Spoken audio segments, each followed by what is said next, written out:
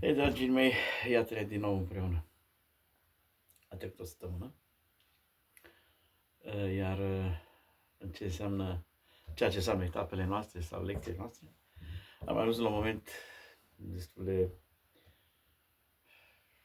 cuprinzător, consistent în istoria noastră. Lumea medievală sau statele medievale românești prin prisma relațiilor acestui habitat extrem de larg, cuprinzător. Deci, relațiile dumitorilor români ale statelor medievale cu statele vecine, în special cu Imperiul Otoman. În general, aceste relații au fost oscilante, au fost de colaborare, au fost de conflict.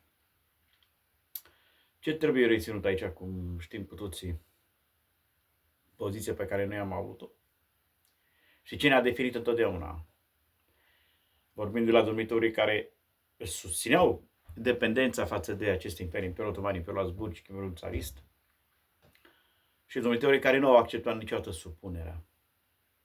Este o realitate omniprezentă. A fost prezentă atunci, este prezentă și astăzi. Auzim tot felul de disecțiuni, tot felul de afirmații, tot felul de teorii despre cine suntem, cum suntem, ce facem, cu cine colaborăm, cu cine intrăm în anumite relații contundente ideologic, contundente din punct de vedere structural, organizatoric, administrativ. Auzim tot felul de teorii. O realitate este incontestabilă. Au fost domnitori care au acceptat să se spună, domnitori care nu au acceptat. Evoluția lucrurilor în Europa medievală, secolele 9-14 pe de o parte și 15-17, a însemnat existența ființei noastre statale. Dar cum? Încercând să ne păstrăm identitatea, independența. Un Mircea cel Bătrân, Vlad Țepeș, Ștefan face România, Viteazul, au văzut ideea de națiune. Alții au văzut ideea de existență facțională. Noi, grupul nostru și în special boierii, clasele conducătoare, sfatul domnesc. Din această perspectivă, foarte multe lucruri nu sunt de spus. Este o perioadă extrem de lungă în istoria poporului român. Instituțiile noastre de atunci nu sunt diferite de cele de astăzi. A existat o perioadă în istoria României, o să ajungem și la ea, perioada 1948-1989, când într-adevăr a existat o poziție fermă, ceea ce înseamnă libertatea, independența și acțiunile noastre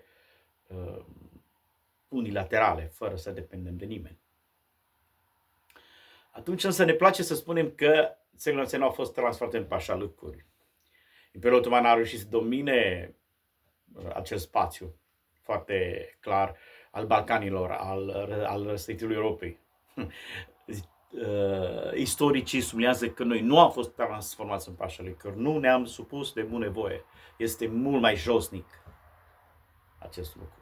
Dar vrem să spunem asta în istorie? Vrem să spunem că Mihai Viteazu a vrut să facă un edificiu? Vrem să spunem că relațiile noastre au fost cu Ungaria, Polonia, Serbia, Imperiul Otoman, Imperiul Țarist, Imperiul Habsburgic? Asta este istoria noastră. La aceste state. În ce context? În contextul în care Statele Unite nici măcar nu existau. N-au dreptul la existență, la, să zicem, infiltrare. N-au niciun drept la opoziție internațională, când din nou au identitate. Ei nu au ceea ce înseamnă definirea unei națiuni din vedere culturală, lingvistică, instituțională. Nu existau. Ei s-au format în 1787. De la Constituția lor, până cu acest lider al lor, primul președinte George Washington, dar în acea perioadă noi deja aveam o identitate fără doar și poate extrem de bogat. Foarte bogat. Însă, această identitate a noastră era șterbită de cei care erau interesați mai mult de interesele lor personale, facționale, de grup. Boierii, sfatul domnesc, ideea lor de a lupta a-și reprezenta propriile interese. și domnitorii, de exemplu, în secolul XVII până în secolul XVIII, când începe lumea modernă sau condițiile prilice afirmării lumii moderne, secolul XVII, când Șerban Cantacuzeno sau Dimitrie Cantemir încercau să țină statele românești într-un echilibru față de cele trei mari imperii. Ceea ce s-a născut și problema orientală. Atunci pierdem Bucovina, atunci pierdem Basarabia, bine, asta mai spre secolul XIX, dar nu contează. Istoria medievală aici se raportează. Istoria medievală asta include.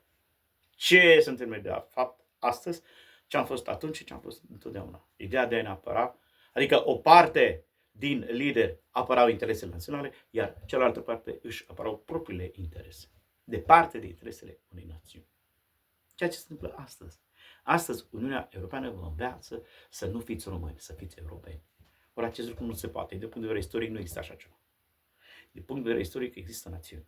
Națiuni cu identitate și națiuni fără identitate. Să fie foarte clar. Acest lucru contează. Contează dacă învățăm la școală aceste realități istorice. Contează, bineînțeles. Dar pentru cine? Pentru cine contează acest lucru? Atenție! Ne vedem data viitoare.